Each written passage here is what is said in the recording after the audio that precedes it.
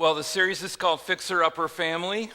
And if you have a Bible, go with me to Matthew chapter 19. If you have a bulletin, the insert will give you some notes as to where we're going to be. We're going to kind of pan through Scripture today, but if you want to park in one text, it'd be Matthew 19. If you missed last Sunday's message, you can get it online, and it would be well worth your time just to catch up on that one in the series. It'll make this one make a little more sense. Today I want to talk with you about the blueprint for the family, really God's blueprint. There are some stats that are important to get, and the Pew Research Center is one of those places that does a study across the country, the 50 states, and it does research as to where families are, and particularly families as they relate to faith. And Pew Research has given to us five observations about the American model today. I want to just read them and make some comments about them. This is not necessarily a religious piece, but it tells us about where society is today. Americans are waiting longer to marry. That's number one.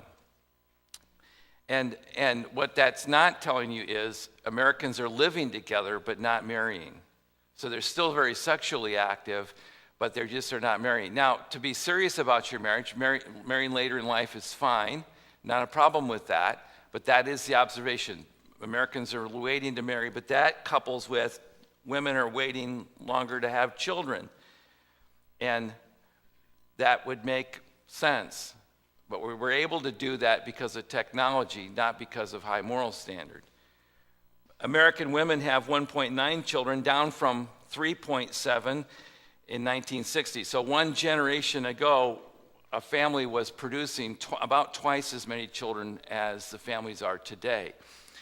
And statisticians tell us that it takes about 2.2 children per family just to stay even, because some people are going to stay single. There's a mortality rate, and then some adults are going to stay single, and some families won't have any. So it takes about 2.2, and we are at 1.9. And now that's an indicator of not only economy, but also the way we view children and life in general. East Germany went through a similar kind of a thing after World War II. It's a good world comparison to have. The bottom line is we are not even replacing ourselves. And although we feel like there's like a glut of people, there's people everywhere, right? I mean, who wants to get on $4.95 any hour of the day? So it seems like more and more people, and the statisticians are telling us there is a population boom, but not in the U.S. What we have in the U.S. is more of an economic. We have luxury, we have stuff. We don't necessarily have as many people as other countries do. We're actually quite a small country compared to lots of others when it comes to population. And the bottom line is we're not replacing ourselves. We certainly are not what Genesis would call being fruitful and multiplying. Okay? 44% of Americans, 18 to 29, have one step-sibling. And this is where this study begins to dive down into the family model. So this generation, the adults are just now becoming adults, young Americans, they're just now becoming adults. Almost half of them have come from a blended family, which means they have a stepmom or stepdad or have some siblings that are not biologically connected to them. And that was, here's the difference is, one generation ago, people in their 50s to 64, so one generation older, that was half that percentage, it was 23%. Now, that doesn't sound like, it's not that big of a deal. What that's telling you and me, though, is that this blended family is happening at an exponential rate, and in one generation or one cycle, it has really picked up. And what that does is it creates, here's the implication, that it creates, and if you're from a blended family, you know this, it creates an instability among kids. Where am I going to live? Where am I going to sleep? Where am I going to go to school? Who do I have to share a room with? Can I trust them? And when am I going to get jerked out of this house and put in another one? It creates an insecurity that we never meant to. And it also creates a conflict of priorities, not only with that child, but with the parents, because that kid now can dive between parents. How many of you are pros at that? Don't raise your hand. But if you had split parents, you go to the one who will be loyal to you. Even in a good marriage, kids will do that.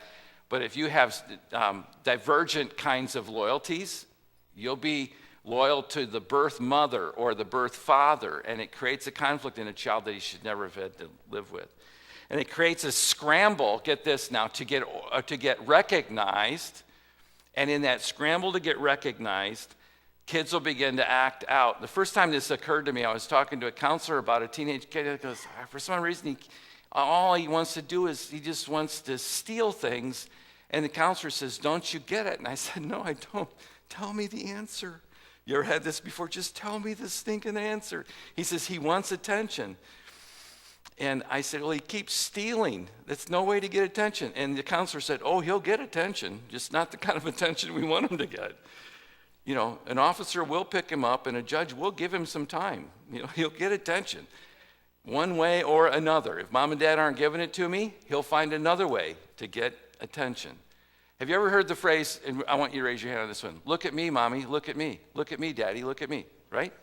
And that's what a kid acting out, who hasn't heard that or said that? Yeah. Kids want attention.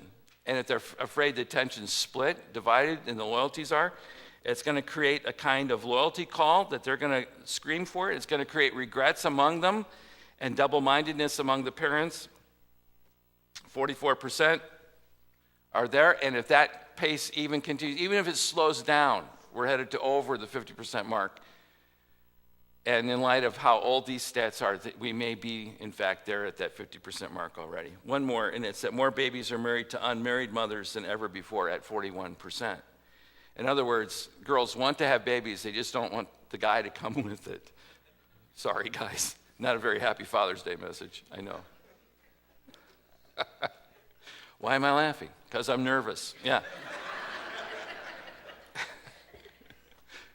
So what do you do with all that, Dave? Well, we say, okay, what's the blueprint that God has for the family? That's the question. What's the blueprint? It only works if it works together. If you're going to build a house, you have to build it all together. And I know you may think that you know better, or I think that I know better.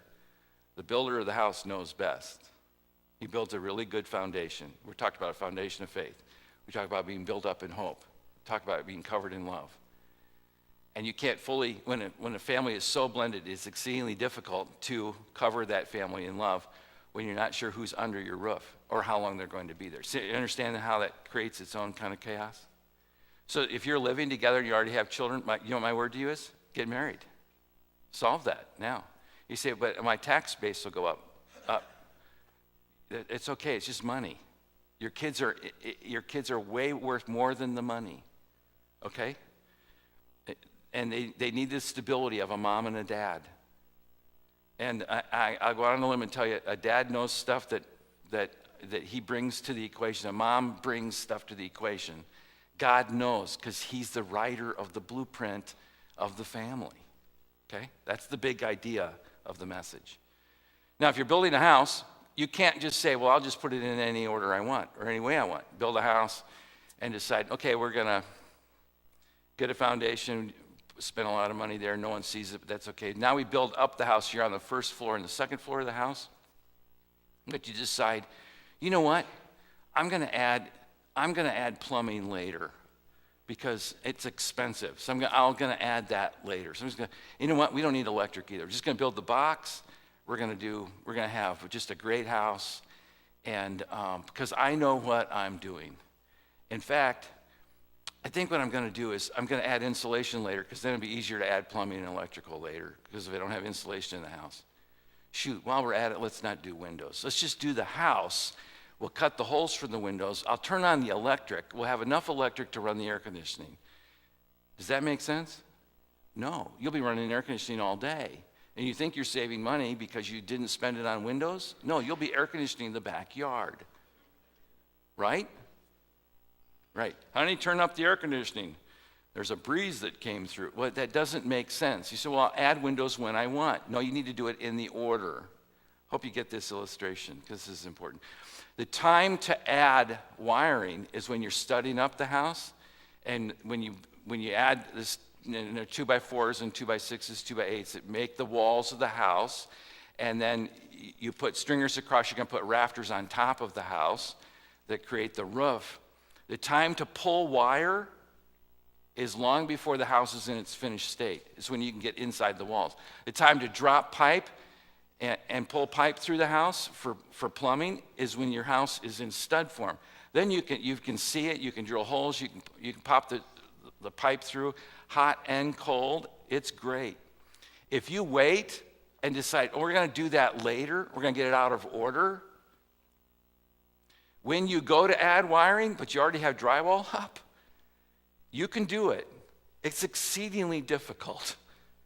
You can hang pipe after the wallboard is up and after the floors are down, the ceiling's in. You can hang pipe, but you will be beside yourself at how excruciatingly difficult it is. And then if you hire it done, you are at the mercy of that contract because it's so hard. He will charge you, she will charge you, whatever they very well please. You know why? Because it's that much harder and you're doing this out of order. Now, why is that important? Because God has an order, not just a blueprint of the finished product of the family. He actually has an order in which it goes. Okay? You can add a foundation to this house after it's built. It's exceedingly difficult. If you will add it in this, if you'll start with that foundation and then build the walls and then cover it, and before you hang the drywall, if you'll pull the wire, if you'll hang the pipe, if you'll insulate it, all the better. I think I've told you this illustration before. When I was a kid, my parents decided they were going to insulate their house, and we were growing up in the houses. Before houses were insulated a whole bunch. So these guys got this contract to insulate the house. They're going to blow it in. It's this new modern thing. But the house is already built. So we're at school. We come home from school. There's these strangers in our house, and they're in the basement. And they're drilling holes from the basement up. And then they have this hose that's coming in through a basement window out to a truck. It's got this new modern stuff, fluffy stuff.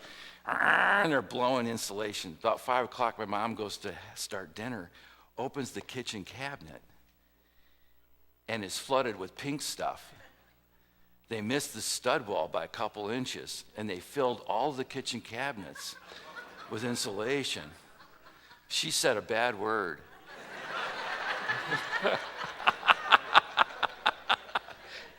It just poured out. You understand how hard it is to insulate a wall once it's built? And we came in the house, we thought it was cool. I mean, how cool could it be? We got pink fluffy stuff. And so my dad comes home from work, and my mom calls, George, yeah, I'm cleaning it up for you. And he comes home, he calls the guy, and the guy makes a fatal mistake. I mean, he puts my mother on the phone. You should never, don't do that. Just deal with whoever answers. He says, ma'am, I'm terribly sorry, and we will have that all cleaned up. And I just want to let you know, who does your cleaning? I do. I do the cleaning. He was going to hire her cleaner. Does that make sense? And she says, you don't understand, sir. And all the pots and pans had pink in them. Every dish had pink in it. I mean, it just had stuff in it. And her issue was, we'll be all day. And he said, well, I'll send the woman who cleans my house, and that crew will be over in the morning. And it worked out well, because Dad went and got us a bucket of chicken. So, you understand, though, how hard it is to insulate a house once the walls are up. It's just difficult. It's that hard. And you know what? Here's the deal. It'll be a lot harder. Write this down. It's a lot harder. It takes longer. It's more expensive. So it's longer, it's harder, it's more expensive. And the results are never quite satisfying. You have to get that down. Because there are going to be some places in the house where you're not going to be able to hang a pipe or where you're not going to be able to pull a wire. Do you know why? Because you've already built the house. If you get it out of order. Now, a long illustration, but the point of the illustration is this. God has a blueprint, but he has an order to the blueprint as well. And you can't just mess around with the order without paying for it, or without it being exceedingly difficult or taking longer, or with the results being less than premium. You cannot cheat the system without paying for it one way or another. So let's go to the blueprint. I want to just give to you, I know it's Memorial Day weekend, I want to go light. I don't want to give you heavy stuff to go home. Oh my gosh, I regret going to church. Oh, I should have stayed home, watched Indy 500 starts in an hour. We could have been home watching the race. No, I want you to really benefit from this, because some of you are so far off the blueprint, and my word to you is this: I'm sorry you're off the blueprint. Some of you got off the blueprint because your parents were off the blueprint. In fact, if you were to go back, your parents would go, there's a blueprint? Yeah, there really is. Genesis chapter 1, what's the original design? Chapter 2, sorry. That's why a man leaves his father and mother and is united to his wife. They become one flesh. Genesis 2, 24, 25. This is early, people. This is the second chapter of the Bible. Adam and his wife were both naked, and they felt no shame. There are 4 really foundational pillars, and this is another whole sermon right here. It's to leave, it's to unite, it's to be naked, and for there to be no shame. Those are the 4 key words in that passage. It's to leave, it's to unite, it's to be naked and have no shame. It's to leave. If you're still attached to mom and dad, that's going to be a problem. You cannot fully cling to your spouse if you're still attached to mom and dad. If you're still daddy's girl, if you still can go back to dad for money, if he still pays your rent, you're not really leaving. You have to be independent. But then you cling or unite, that's oneness, thinking like one instead of 2 different people, you think like one. Thirdly, that there's nakedness. In other words, there's absolutely no secrets between you two. There's nothing that you hold back, and there's no shame. There is total honesty because you know you're not going to be rejected by the other person. Okay? That's just Genesis 2, folks. That could be a whole sermon. So, hundreds of years go by, the whole Testament, and Jesus shows up, and they ask him about marriage. And how does he reply? Matthew chapter 19. Haven't you read? Verse 4. In the beginning, the Creator made them male and female. Get this. You're either male or you're female. I know that is not politically correct right now, but that's what Jesus said. You're either male or female. Pastor Jack Hayford put it this way. He was talking to men about sexuality. He said, the reason you are, even when you were born, the first words you hear out of your mother's womb is, it's a boy. And it's true, isn't it? It's a girl. Back in the day before you knew ahead of time, it's a boy or it's a girl. Yeah.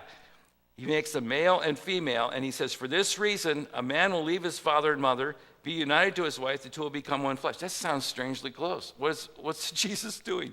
He's quoting Genesis.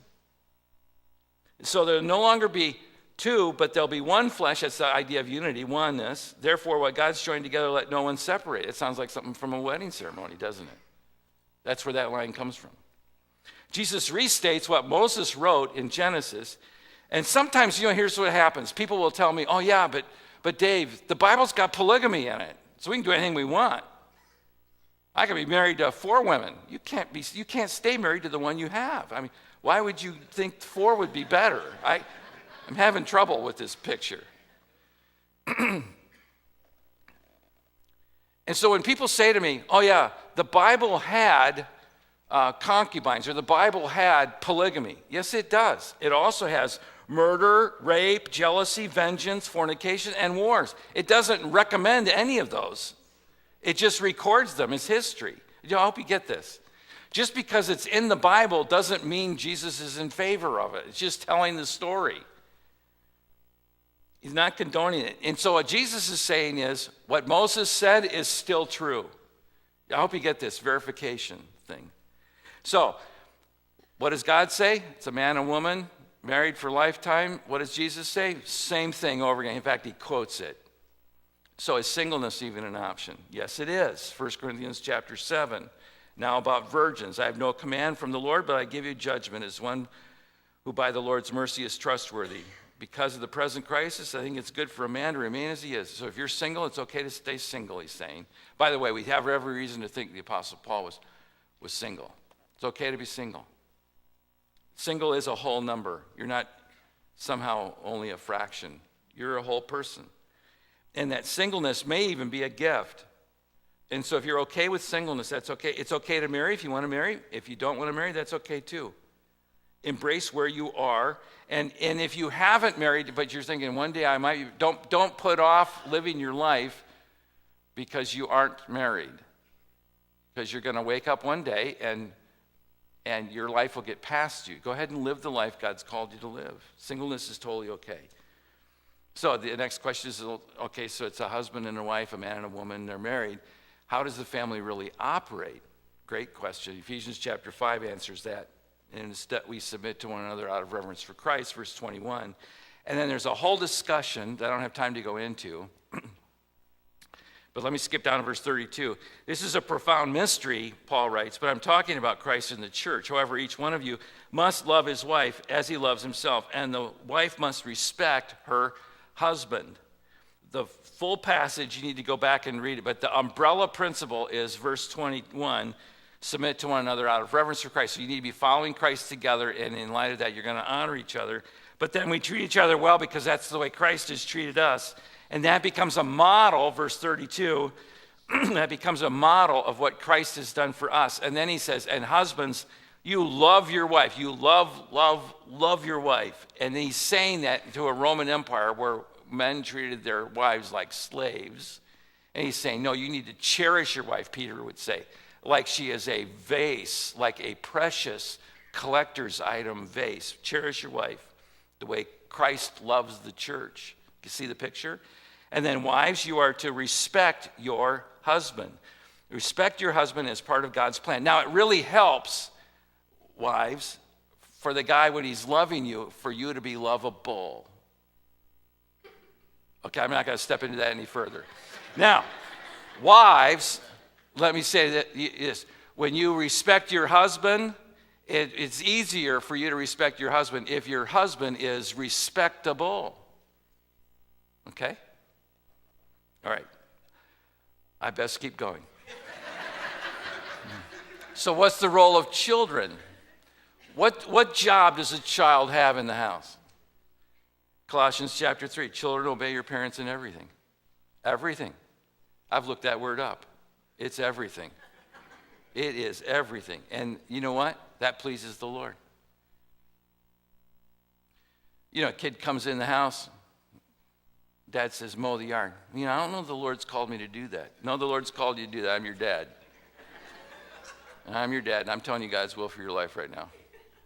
God's will for your life is to mow the yard, and if you do, you might get supper. Okay? Your job as a child is to obey your parents. And if you can honor and respect them, love them, even better. But you are certainly to obey them. And when home is not healthy and operational, get this, if mom is missing or dad is missing, it's hard for children to obey. And one of the issues is parents aren't parenting well. And so then what do? They don't lead their children well, and then they don't demand of them that they obey, or they're inconsistent in their own Christian walk. So they're hypocrisy, so then the kid feels free to rebel. And so parents then don't set the expectation because they know the kid's not going to fulfill it because they're hypocrites themselves. And what you end up with is a whole generation of chaotic kids who are going to act out because parents aren't being parents because they're either absent or refuse to grow up themselves. And a parent that chooses to be a friend to their kid will lose ultimately. But let me tell you this. If you will be a parent to your child now, then when your children become adults, you will be lifelong friends. Do you get that? My dad was hard on me. He made me make my bed, mow the yard, take out trash. It was tough. When I got married, I asked him to be my best man because we were adult friends. And he told me the truth. I mean, he would write me in college, give me dating advice. And he'd tell me when I was tired or when I'd lost perspective. He knew me better than I knew myself. You get that? And then he coached me into adulthood. And so you have to kind of figure that out. When a child's 2, 4, 6, and 8, you're going to control a lot of the behavior. By 10 and 12, they need to start making some decisions. And by 14 and 16, some more decisions yet. And by 18, you're watching them fly. Do you get this? And by 21, you're pushing them out. Didn't get many amens. Did you watch the news this week? The 30-year-old guy whose parents said it's time to move. And he's going, yeah, but it's my mom and dad. And the judge goes, it's time for you to grow up, dude. You're how old? 30? Yeah. It's not healthy. By the way, if that bird doesn't get pushed out of the nest, it will never really fly well. By the way, and if you help a bird who's breaking out of the egg, have you ever seen this before? Well, we'll help them. No, you'll actually ruin the bird. It's part of their strengthening to pull out of that shell. It seems cruel, but you're actually hurting them if you help them. If you don't push them out of the nest and help them become independent step by step, you're actually hurting them for later. And it sounds cruel, but you're actually helping them. So what's the role of children? It's to obey. Let me give you some sources here. Family Life Today is one of them. They're called Family Life. They're a great organization. They're on the radio. Dennis Rainey is his name, is the leader of this. And just a wonderful organization. You can catch them on the radio, but they'll also run conferences. They'll run Weekends to Remember, things like that. But I listened to them this last week, and they talked about domestic abuse. And so they didn't handle the Bible textually. They handled it topically. And they talk through the stories, because it is muddy, isn't it? But I get enriched by it. I get helped by it. Another organization is out of Colorado called Focus on the Family, and they handle many of the touchy situations. They have great resources, books. You can order CDs. You can listen to them on the radio as well. Great organization. Write this down. If you have young children, you need to listen to a radio program called Adventures in Odyssey. How many of you know what that is? Adventures in Odyssey. It's a kids' radio program. You can also buy it on electronic e-versions of it. But they're fictitious stories, but they always have a great moral to them. They always create a dilemma, and they always have a great Christian moral to it. It's a great bedtime thing, or great for in the car. Adventures in Odyssey. So that's children. Enough of that. So what do you do if the family doesn't work? What do you do if it falls apart? Matthew chapter 19 again. Jesus says, when it falls apart, Moses permitted you to divorce your wives because your hearts are hardened. Get this. He doesn't permit it because of the acting out of the family. No, he permits divorce. Why? Because your hearts have grown cold. So what's your prayer as a couple? That my heart would always stay warm to the other. That I not let resentment build up. That I not. What causes that wall to build? What makes me pull away? What's hard on me? So that's one. Thank you. Is it that bad? This isn't my bottle I'm drinking from. Is that one mine? You don't know whose that is? Okay, thank you. Is this your lipstick? I don't even know you. Thank you. Let's start over again. So, what do you do when it doesn't work? Jesus said, Moses only allows this because of the hardening of your heart. But he says from the beginning, I tell you, you divorce for any other reason than sexual immorality, you marry another person, that's adultery. That's how serious this is. Sadly, it doesn't always work out. And when there's been a failure, or you grew up in a house that failed like that, then you're not sure yourself. Or you see the signs that it's going to fail, and so you're jumpy to failure. This is what really happens, because you grew up in a home of divorce, and so when you even see a hint of it, of difficulty, you know what the hint of difficulty is? It's for you to draw closer, and the conflict actually sharpens each other and helps each other. But if you grew up in a home where it was broken, then you immediately begin to withdraw, which isn't healthy.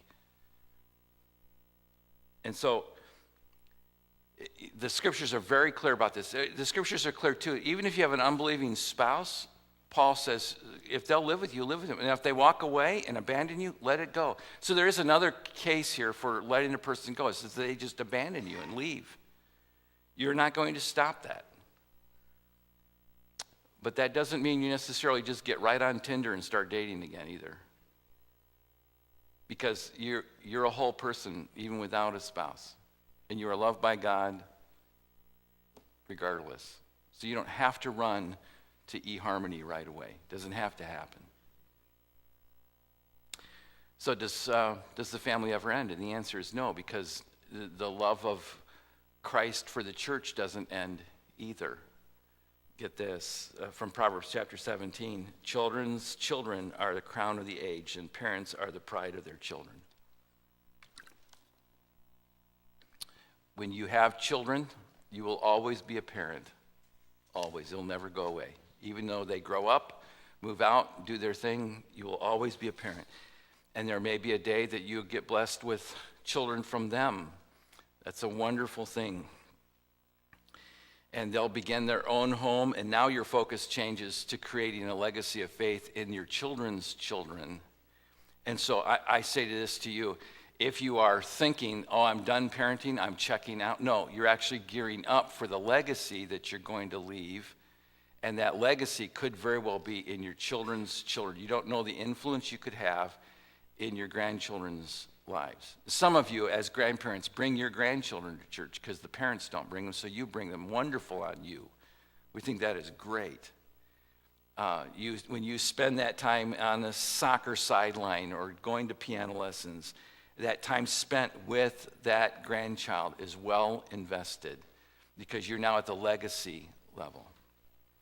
Now, about this time, you're saying, my life is so messed up. It's so far off the blueprint. Remember, the series is called Fixer Upper Family, right? Yeah, remember that. And even the houses that look good have leaky pipes, have a blown fuse, taking in water from the basement. You just don't see that when you drive by, right? You just don't see it. So don't think, oh, well, their house is perfect. No, they have problems too. You just don't know what they are. So my heart goes out to you. Even if you come from a broken situation and you think, oh, it's my fault. No, it's not your fault. You were born into a broken situation. Here's my word to you. Get back to the blueprint as quickly and as often as you can. Get back to God's blueprint. And all that is to say this, even when you don't understand what God is saying, follow the blueprint because it will make sense later. It'll make sense later. God knows what he's doing. This is the big, I'll quit in about 2 minutes. God knows what he's doing. Just look at nature. Look at the cycle of the seasons and the magnificence of his creative handiwork. He holds it together.